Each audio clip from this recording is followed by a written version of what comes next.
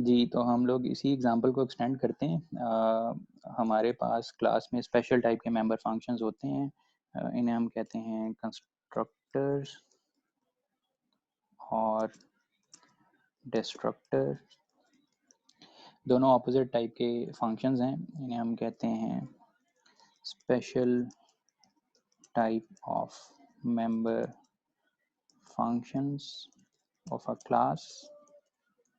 क्या स्पेशलिटी है, इनकी प्रॉपर्टीज़ हम लोग डिस्कस करेंगे। उन प्रॉपर्टीज़ से आपको पता चल जाएगा कि ये member function special member functions क्यों हैं। आज के लेक्चर में अभी हम लोग सिर्फ पहले देखते हैं, कंस्ट्रक्टर्स को ही डिस्कस करते हैं। अगर टाइम मिला तो फिर हम लोग डिस्ट्रक्टर को भी डिस्कस करेंगे। ऑलमोस्ट ऑपोजिट प्रॉपर्टीज़ हैं इन दोनों फंक्शंस की, कुछ कॉमन प्रॉपर्टीज़ भी हैं। जैसे कंस्ट्रक्टर को अगर हम लोग डिस्कस करें, कंस्ट्रक्टर फंक्शंस, सबसे पहले इसकी प्रॉपर्टी है जी special member function of a class having same name as of class। आप देखेंगे इस मेंबर फंक्शन का नाम एग्जैक्टली क्लास के नाम जैसा होगा। अभी तक हमारी क्लास में कोई ऐसा मेंबर फंक्शन नहीं है जिसका नाम हो स्टूडेंट टाइप, जो कि हमारी क्लास का नाम है। अब हम लोग हमारी क्लास में एक ऐसा मेंबर फंक्शन ऐड करेंगे जिसका नाम होगा स्टूडेंट टाइप। एक प्रॉपर्टी इसकी ये है। Second thing is this function is invoked और कॉल्ड। जैसे आप फंक्शंस कॉल करते हैं, आप लोगों ने देखा था, हम लोगों ने इस फंक्शन को कॉल किया था। एक ऑब्जेक्ट का नाम हम लिखते थे, फिर डॉट ऑपरेटर लगाते थे और फिर हम लिखते थे सेट डाटा और फिर पैरामीटर्स बताते थे, तो ये सेटर फंक्शन कॉल होता था। ये फंक्शन जो है is called or invoked automatically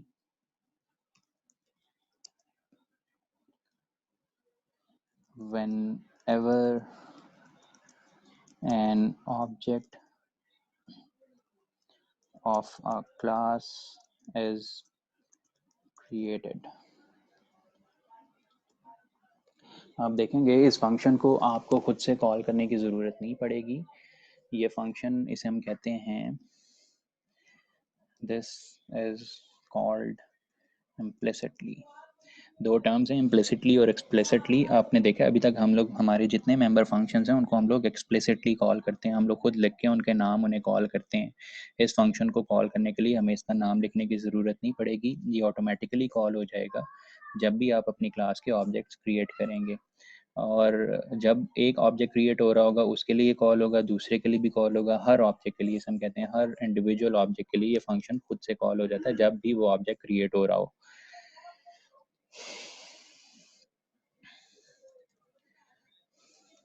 It is used to initialize the data members of class with some default or user defined values। ये फंक्शन हम लोग यूज़ करते हैं हमारी क्लास के डाटा मेंबर्स को डिफ़ॉल्ट वैल्यूज़ या यूज़र डिफाइंड वैल्यूज़ से इनिशियलाइज़ करने के लिए। आप लोग अभी देखेंगे जब हम लोग इस फंक्शन को लिखेंगे तब आप देखेंगे कि ये फंक्शन कैसे यूज़ हो रहा है हमारी क्लास के डाटा मेंबर्स को डिफ़ॉल्ट वैल्यूज़ से इनिशियलाइज़ करने के लिए या यूज़र डिफाइंड वैल्यूज़ से इनिशियलाइज़ करने के लिए। एक और प्रॉपर्टी है, it scope must be public. अभी तक वैसे हम लोगों ने जितने मेंबर फंक्शंस देखे हैं, आप लोगों ने देखा उनका स्कोप हम लोग पब्लिक रखते हैं। इन सारे मेंबर फंक्शंस को हम लोगों ने पब्लिक एक्सेस स्पेसिफायर के नीचे लिस्ट किया हुआ है। लेकिन इसकी प्रॉपर्टी, और मैंने लास्ट में बताया था आप लोगों को कि कुछ मेंबर फंक्शंस अगर आपको लगता है कि आपने आउटसाइड क्लास उन फंक्शंस को कॉल नहीं करना तो आप उनका स्कोप प्राइवेट भी रख सकते हैं। लेकिन इस फंक्शन का स्कोप आप कभी भी प्राइवेट नहीं रखते, इसका स्कोप पब्लिक होना ज़रूरी है। पब्लिक स्कोप होना ज़रूरी इस वजह से है, आप लोगों ने देखा है कि हम लोग कह रहे हैं कि हमारे कंस्ट्रक्टर फंक्शन ने ऑटोमेटिकली कॉल होना है जब हम ऑब्जेक्ट क्रिएट करते हैं। हम जनरली ऑब्जेक्ट्स फंक्शंस के अंदर क्रिएट करते हैं जो हमारी क्लास के मेंबर फंक्शंस ना हो। जैसे मेन फंक्शन के अंदर हम लोग यहाँ पे दो ऑब्जेक्ट्स क्रिएट कर रहे हैं हमारी इस क्लास के, न्यू स्टूडेंट और स्टूडेंट। इनकी क्रिएशन पर उस फंक्शन ने कॉल होना है और उसने कॉल होना है यहाँ मेन फंक्शन में। तो मेन फंक्शन में वो फंक्शन जिसकी अभी हम लोग बात कर रहे हैं कंस्ट्रक्टर फंक्शन, वो तभी कॉल होगा अगर वो पब्लिक होगा।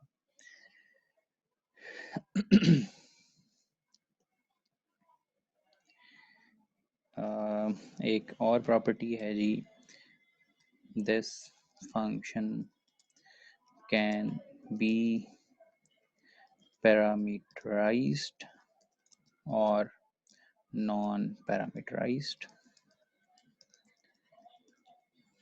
अभी हम लोग इन सारी प्रॉपर्टीज़ को वन बाय वन डिस्कस करते हैं। अभी आप लोग देखेंगे हम हमारी क्लास में दोनों तरह के मेंबर फंक्शंस क्रिएट करेंगे, पैरामीटराइज्ड भी होंगे कंस्ट्रक्टर फंक्शंस और नॉन पैरामीटराइज्ड भी होंगे।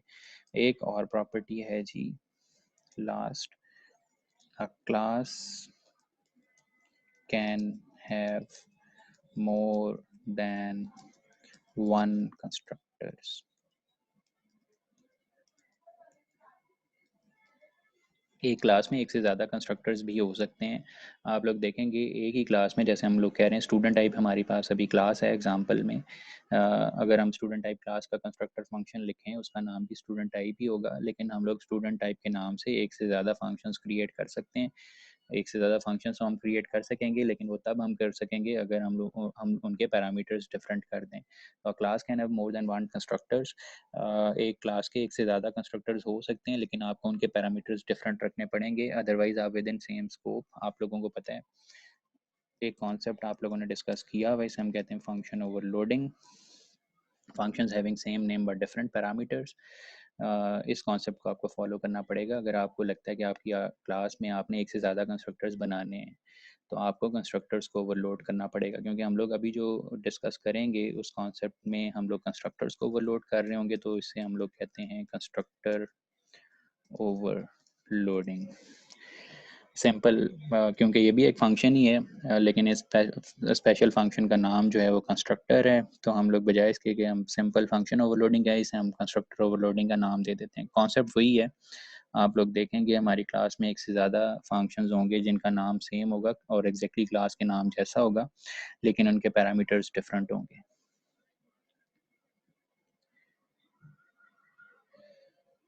अच्छा जी, तो ये है जी हमारे पास क्लास। क्लास में मैं मेंबर फंक्शन ऐड कर रहा हूँ, वन बाय वन हम उन प्रॉपर्टीज़ को डिस्कस करते जाएंगे। आप लोग ये याद रखिएगा, मैं आपके साथ वैसे शेयर भी कर दूंगा ये प्रॉपर्टीज़ डिस्ट्रक्टर के टाइम पे भी। जब हम लोग डिस्ट्रक्टर डिस्कस करेंगे आप इन प्रॉपर्टीज़ को उससे रिलेट कीजिएगा, चीज़ें काफ़ी आसान हो जाएंगी याद रखने के लिए। फंक्शन है जी, एक प्रॉपर्टी और रह गई, 7th नंबर पे मैं इसको लिस्ट कर देता हूँ। This function has no return type, not even void. इस फंक्शन की कोई रिटर्न टाइप नहीं होती, एवन आप इसकी रिटर्न टाइप पे वॉइड भी नहीं लिखते। बेसिकली ये फंक्शन कुछ रिटर्न नहीं कर सकता, और रीज़न ये है कि आप इसकी रिटर्न टाइप पे वॉइड कीवर्ड भी नहीं लिखते। हम आमतौर पे वॉइड कीवर्ड ऐसे फंक्शंस की रिटर्न टाइप पर लिखते हैं जो कुछ रिटर्न तो कर सकते हैं, लेकिन हम लोग इन फंक्शंस को रिस्ट्रिक्ट कर रहे हैं कि ये कुछ रिटर्न ना कर सकें। इस वजह से हमें खुद यहाँ पर वॉइड लिखना पड़ा है। लेकिन कंस्ट्रक्टर फंक्शन एक स्पेशल टाइप का मेंबर फंक्शन है जिसकी कोई रिटर्न टाइप नहीं होती, एवन आप वॉइड भी नहीं लिखते इसकी रिटर्न टाइप पे। तो जी मैं पहला कंस्ट्रक्टर फंक्शन बना रहा हूँ इस क्लास का, इसका नाम एग्जैक्टली क्लास के नाम जैसा है, और फिलहाल सिर्फ और सिर्फ समझने के लिए इस फंक्शन के अंदर मैं लिख रहा हूँ G object is being created.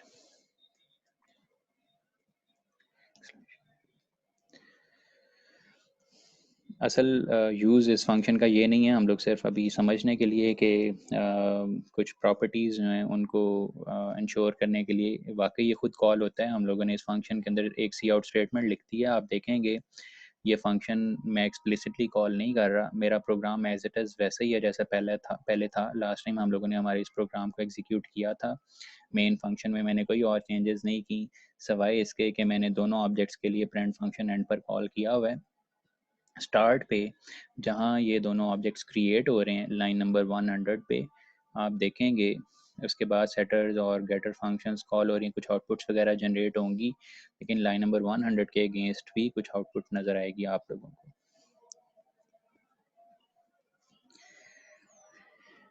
जी, ये डिफरेंस आप लोगों को नज़र आ रहा है। आप देखें object is being created, object is being created, ये 2 दफ़ा लिखा हुआ नज़र आ रहा है क्योंकि हम लोगों ने हमारे इस प्रोग्राम में 2 ऑब्जेक्ट्स क्रिएट किए हुए हैं, न्यू स्टूडेंट और स्टूडेंट। दोनों ऑब्जेक्ट्स के लिए हमारा वो फंक्शन खुद से कॉल हुआ है। अगर आप देखें तो लाइन नंबर 100 पे मैंने कहीं भी हमारी क्लास का जो कंस्ट्रक्टर फंक्शन है उसको कॉल नहीं किया हुआ एक्सप्लिसिटली, वो इम्प्लिसिटली कॉल हुआ है, खुद से कॉल हुआ है।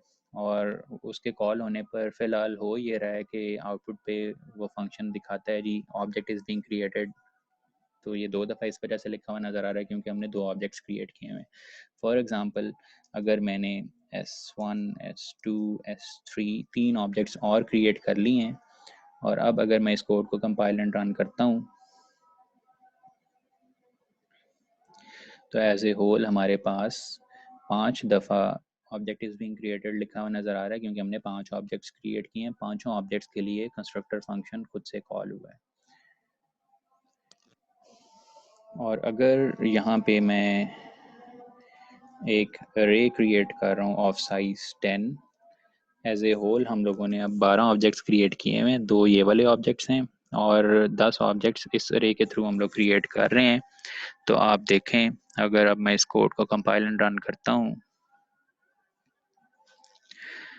तो ये 12 दफ़ा हमारे पास कंस्ट्रक्टर फंक्शन कॉल हुआ है, ऑब्जेक्ट इज़ बीइंग क्रिएटेड आपको ये 12 दफ़ा लिखा हुआ नज़र आ रहा है। बाकी सारा का सारा प्रोग्राम वैसे ही है और फिर मैं इसको आप लोगों को बता देता हूँ कि असल ऑब्जेक्टिव कंस्ट्रक्टर फंक्शन का ये नहीं है कि आप आउटपुट पर देखें G object is being created लिखा हुआ नज़र आ रहा है।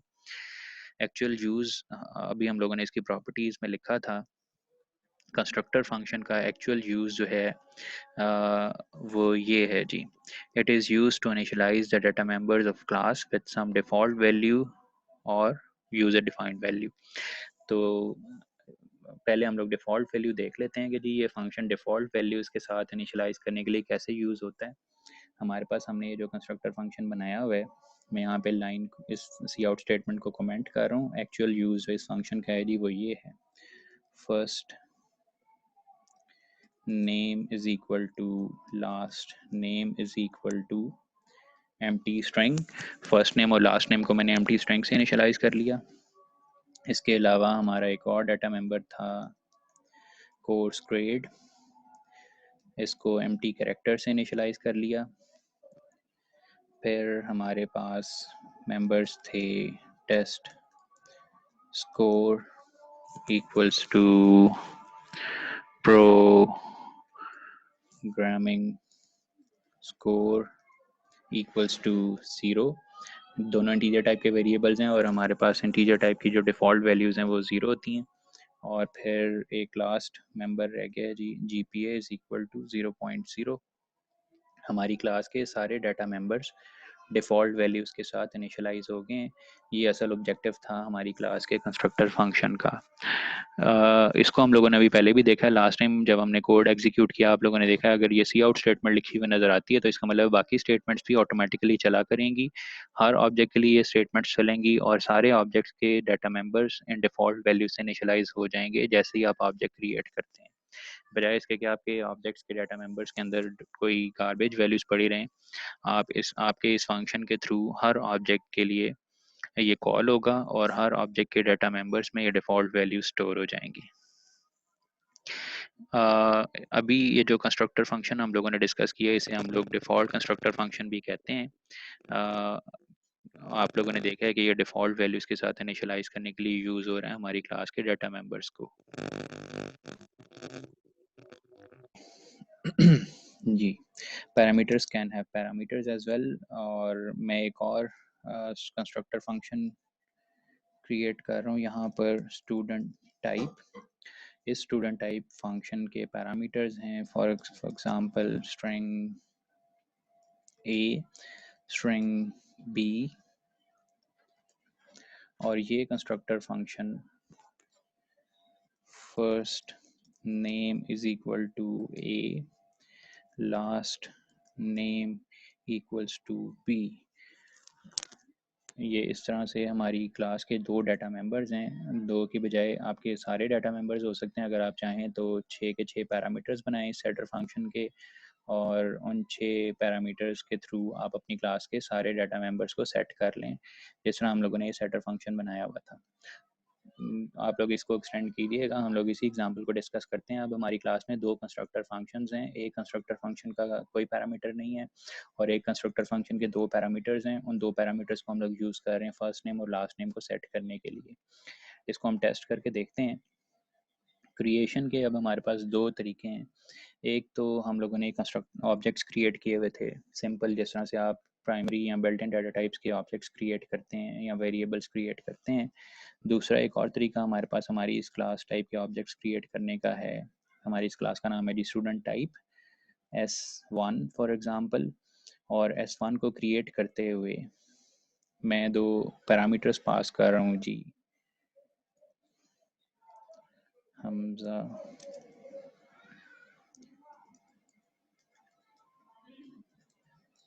वहाँ।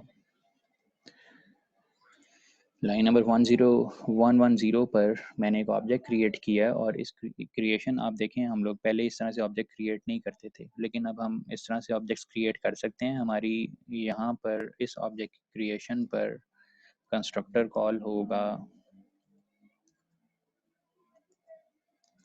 पैरामीटराइज्ड कंस्ट्रक्टर, जिसके दो पैरामीटर्स थे। इसी तरह अगर आप और कंस्ट्रक्टर ओवरलोडिंग करना चाहते हैं, आपकी मर्ज़ी है, आप लोग और तरह से पैरामीटर्स रख सकते हैं, पैरामीटर्स की अरेंजमेंट चेंज कर सकते हैं और आप कंस्ट्रक्टर को ओवरलोड कर सकते हैं। तो ये ज़रूरी नहीं है कि आप डिक्लेरेशन अलग से करें, आप इसकी डिक्लेरेशन भी प्रीवियस लाइन पर 109 पर ही करना चाहें तो आप कर सकते हैं, जैसे यहाँ पर मैंने कर दिया। सिर्फ इस ऑब्जेक्ट की क्रिएशन पर पैरामीटराइज कंस्ट्रक्टर कॉल होगा, बाकी सारे ऑब्जेक्ट्स की क्रिएशन पर वो जो पहले वाला default parameterize constructor function default constructor function था जिसके पैरामीटर्स नहीं थे, वो कंस्ट्रक्टर फंक्शन कॉल हो रहा होगा। डिफरेंस अगर आपने फिर से डिफरेंस चेक करना है तो हम कंस्ट्रक्टर्स के अंदर लिख सकते हैं जी, इस जो हमारा डिफ़ॉल्ट कंस्ट्रक्टर फंक्शन था जिसके पैरामीटर्स नहीं थे, नॉन पैरामीटराइज कंस्ट्रक्टर फंक्शन भी हम इसे कह सकते हैं, ये डिस्प्ले करता है ऑब्जेक्ट इज़ बीइंग क्रिएटेड। ये जिन ऑब्जेक्ट्स की क्रिएशन पर कॉल होगा आप देखेंगे उनकी क्रिएशन पर आउटपुट पे लिखा हुआ नजर आएगा ऑब्जेक्ट इज बीइंग क्रिएटेड। और दूसरे वाला कंस्ट्रक्टर फंक्शन जो है इसमें हम लोग लिख रहे हैं पैरामीटराइज्ड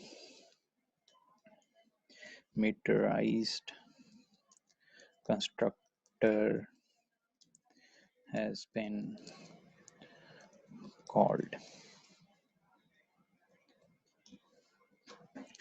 ठीक है जी, मैं कंपाइल एंड रन कर रहा हूँ इस कोड को। आउटपुट पे अगर आप देखें तो जी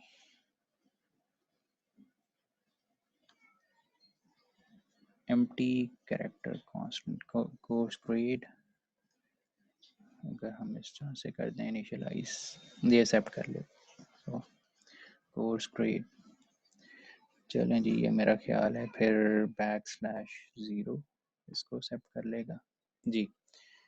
नल कैरेक्टर आप इस तरह से इनिशियलाइज कर सकते हैं। खैर हम लोग फोकस्ड हैं जी उस पर constructor function parameterise constructor function पे। आप देखें हमारे पास object is being created message जो है वो 12 दफ़ा आ रहा है। हमने 12 ऑब्जेक्ट्स क्रिएट किए थे। बेसिकली इन 12 ऑब्जेक्ट्स की क्रिएशन पर पहले वाला कंस्ट्रक्टर फंक्शन कॉल हुआ था और एक दफ़ा आपको लिखा हुआ नज़र आ रहा है parameterize constructor has been called.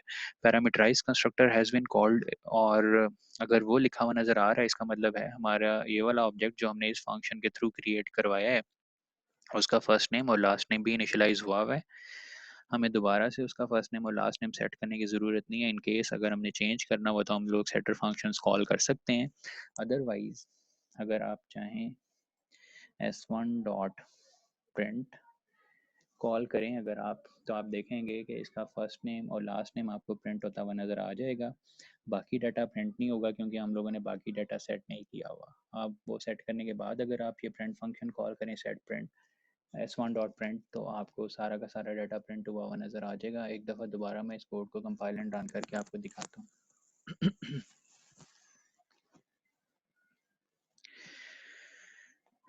जी, ये देखें यहाँ पर उस स्टूडेंट S1 वाले स्टूडेंट का डाटा नज़र आ रहा है, जिस स्टूडेंट को हम लोगों ने पैरामीटराइज कंस्ट्रक्टर फंक्शन के थ्रू क्रिएट करवाया था। उसका फर्स्ट नेम और लास्ट नेम सेट हुआ हुआ है। GPA इसको हम लोग वो डिफ़ॉल्ट वैल्यू मेरा ख्याल है असाइन नहीं हुई, वो डिफ़ॉल्ट वैल्यू असाइन कर लेते हैं। हाँ जी हाँ, क्योंकि आप देखें इसकी क्रिएशन पर वो वाला कंस्ट्रक्टर फंक्शन कॉल हुआ है जो पैरामीटराइज कंस्ट्रक्टर फंक्शन है, और वो सिर्फ फर्स्ट नेम और लास्ट नेम को सेट करता है। बाकी आपके जो डाटा मेंबर्स हैं उनमें कोई गार्बेज वैल्यूज़ नज़र आ रही हैं इस केस में, इस स्टूडेंट के लिए। बाकी अगर आप जो 12 ऑब्जेक्ट्स हमने क्रिएट किए थे फर्स्ट वाले कंस्ट्रक्टर फंक्शन के थ्रू, जो जिसे हम डिफ़ॉल्ट कंस्ट्रक्टर कह रहे हैं, वो डिफ़ॉल्ट वैल्यूज़ के साथ इनिशियलाइज़ करता है। अगर आप उन 12 ऑब्जेक्ट्स में से किसी भी ऑब्जेक्ट को प्रिंट करवा के देखें डाटा सेट करने से पहले, तो उसमें आपको इस तरह के गार्बेज वैल्यूज़ नज़र नहीं आएंगी। यहाँ पे हमारे पास कुछ गार्बेज वैल्यूज़ नज़र आ रही हैं इस केस में। अगर आप चाहें तो उन वैल्यूज़ को, जो बाकी वैल्यूज़ रह जाती हैं आपके पास, ये जो पैरामीटराइज कंस्ट्रक्टर फंक्शन है इसमें हम लोग सिर्फ फर्स्ट नेम और लास्ट नेम को सेट कर रहे हैं। बाकी डाटा मेंबर्स अगर आप उनमें डिफ़ॉल्ट वैल्यू स्टोर करवाना चाहते हैं तो आपको ये स्टेटमेंट्स इस फंक्शन में भी लिखनी पड़ेंगी। कोर्स ग्रेड भी इनिशियलाइज हो गया जी, एक डिफ़ॉल्ट वैल्यू के साथ टेस्ट स्कोर, प्रोग्रामिंग स्कोर और GPA डिफ़ॉल्ट वैल्यूज़ के साथ इनिशियलाइज हो जाएंगे। लेकिन ये दो मेंबर्स फर्स्ट नेम और last name user defined values के साथ इनिशियलाइज होंगे। ये वो वैल्यूज़ हैं जो हम ऑब्जेक्ट की क्रिएशन पर पास कर रहे हैं, तो इसे हम कहते हैं यूज़र डिफाइंड वैल्यूज़ हैं। फ़िलहाल ये हार्ड कोडेड हैं, अगर आप चाहें तो यहाँ पे कोई वेरिएबल्स की वैल्यूज़ भी पास कर सकते हैं। हम लोग इसको टेस्ट करते हैं। इन एग्जांपल्स को आप लोगों ने एक्सटेंड करना है। मैं रिटन फॉर्म आप लोगों के साथ असाइनमेंट शेयर करूंगा, मिड टर्म की असाइनमेंट आप लोगों को बता दूं।